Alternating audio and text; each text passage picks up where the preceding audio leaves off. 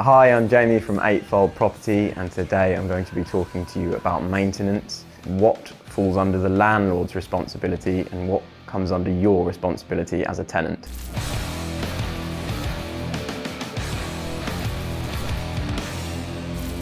Tenant responsibilities are actually fairly simple, but we do find that tenants can sometimes be surprised about what these are, so I will outline these for you now.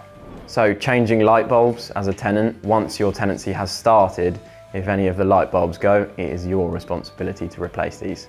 You should leave your tenancy at the end as well with all the light bulbs working. So as far as the heating system goes, repressurizing the boiler and bleeding the radiators do come under tenant responsibility. So if something is tripping the fuse board, it is your responsibility as the tenant to find out what that is. Drains, blocked sinks and blocked showers are your responsibility as a tenant.